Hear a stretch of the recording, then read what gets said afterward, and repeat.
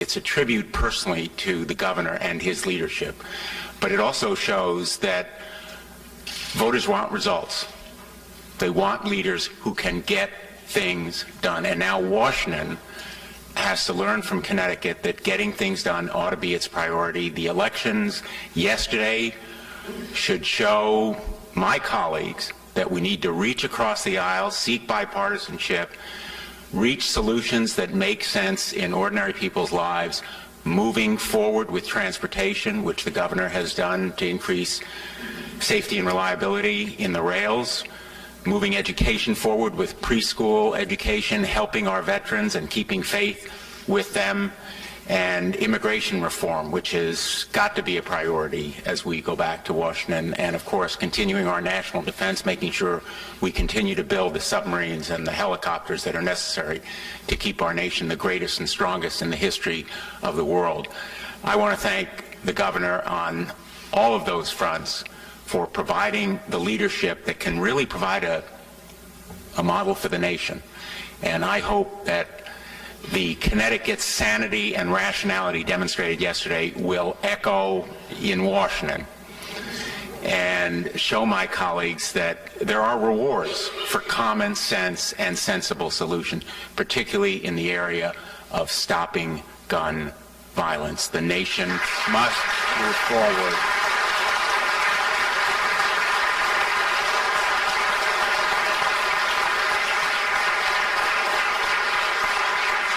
And I can pledge on behalf of my great colleague, Chris Murphy, as well as myself, that we will continue relentlessly to push to stop gun violence, domestic violence, campus sexual assault, all of the heads of that single monster of violence in this nation, and to create jobs, move the economy forward, as is happening now across Connecticut and across the country. Thank you, Governor. Thank you. Thank you. So, thank you, Dick. Thank you, Elizabeth. So, before I take your questions, let me turn now to one other subject, and that is the Lieutenant Governor, who has done such an outstanding job as a friend of everyone in this room.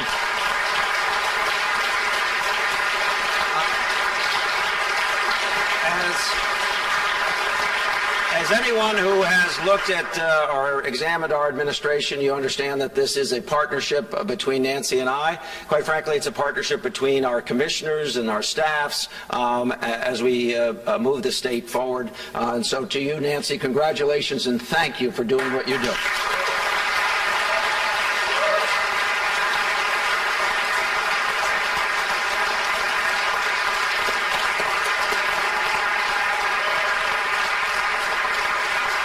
And with that, I'm happy to take some questions. Yeah, he called around 12:30 to say they had kicked the numbers around, and it was apparent that I had won. So. What's your first priority? My first priority was to come and talk to you today and spend some time with you. Yeah, listen, I think my priorities are pretty well laid out in the policy papers that we put forth over the summer. So if you dig those out and read them, you'll understand that those are all our priorities. Obviously, building a stronger economy, investing in Connecticut's economy, creating jobs, following through on our educational efforts from pre-K through graduate school are all going to be very big priorities. I think you can look backwards and understand what our priorities are. You can read the documents and understand what our priorities are. Yes? We're celebrating a victory today in this race. What about the people who felt that they didn't want to vote for you and didn't? And what do you say to them to incorporate them and go forward in the next 4 years? Well, you know, listen, I didn't expect to get 100% of the vote. It would have been nice, but I didn't expect it. So, you know, what do I say? We're Connecticut. We're all Connecticut. Wherever you were on the ballot or wherever you were on the issue, we're all Connecticut. It's time to put our differences aside and move forward. You know, the reality is that there are people who agree and people who don't agree, and that's what a democracy is. Right here. President Obama campaigned for you, and you're one of the few Democrats in the country for whom apparently he's not toxic.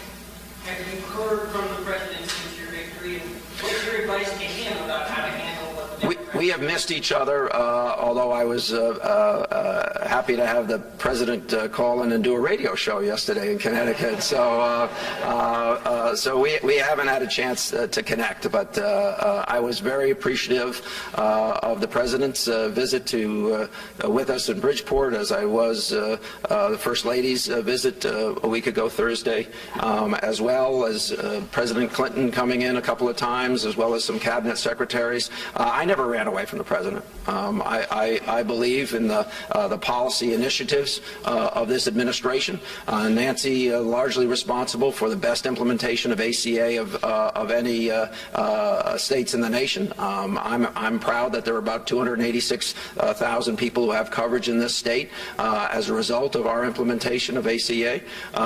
So I wasn't running. I wanted him in. He could have come in 4 times, as far as I'm concerned. We got him once, and it helped us do what we needed to do. Okay, it's one Connecticut, but it's really not. You want the inner-core cities and the rim suburbs. Republicans won just about everywhere else. You lost Midtown, which to me seems less remarkable, even though it's a much more comfortable win than last one. It's not a landslide. And Mr. Blumenthal was just talking about preaching across the aisle in Washington. Are you going to do that this time? Because clearly 48% of the voters don't want it. Yeah. That's a lot. Hey, listen, we won an election.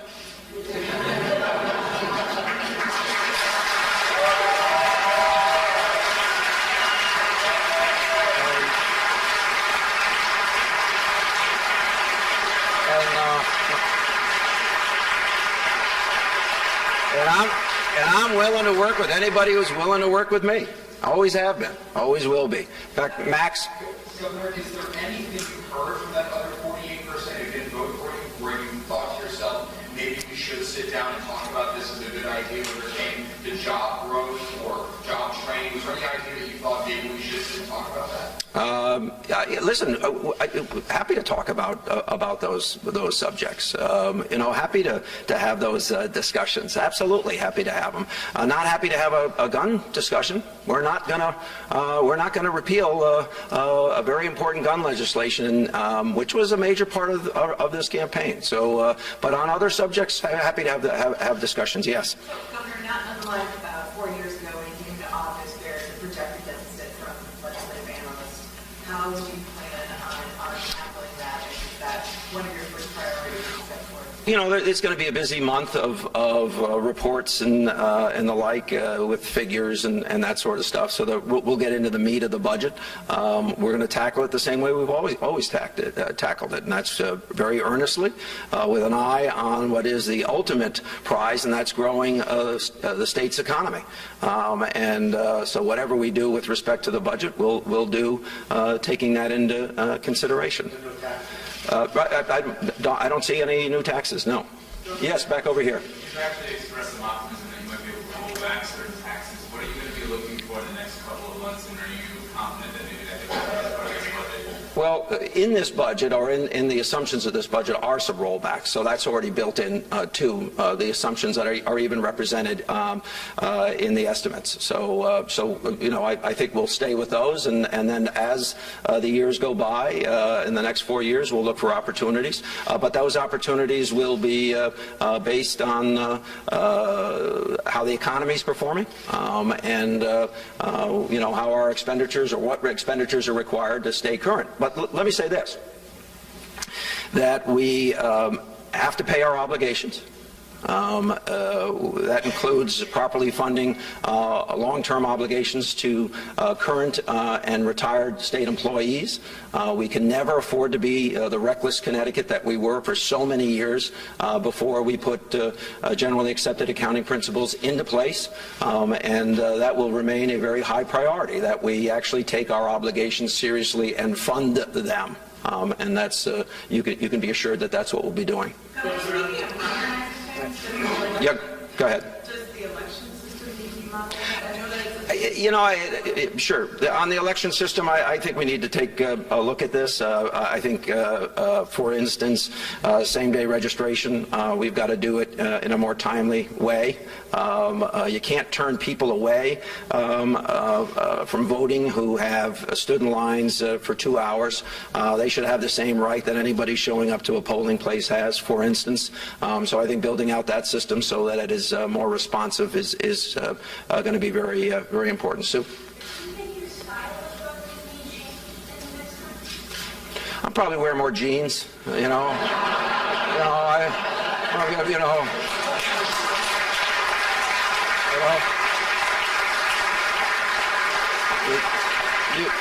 You might even see me in sneakers sometime.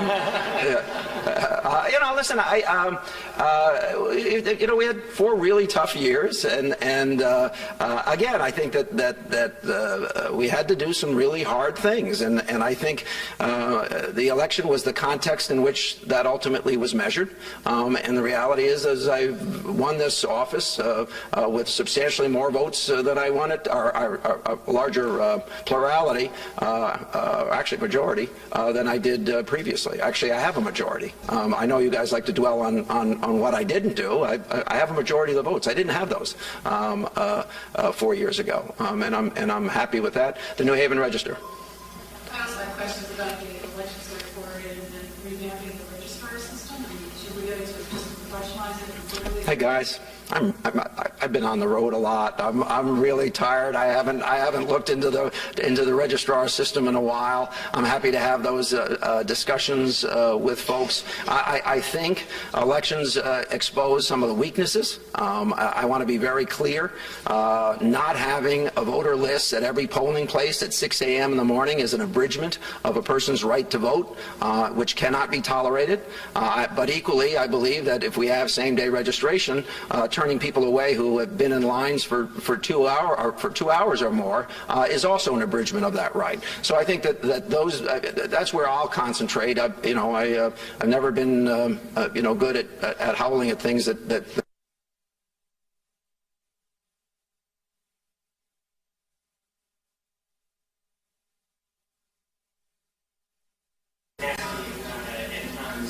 I didn't have my graciousness meter with me on the phone call. It was an appropriate phone call where he expressed that he had looked through the numbers and had come to the conclusion that he should call me. Okay? I think he did. Thank you. Thank you very much.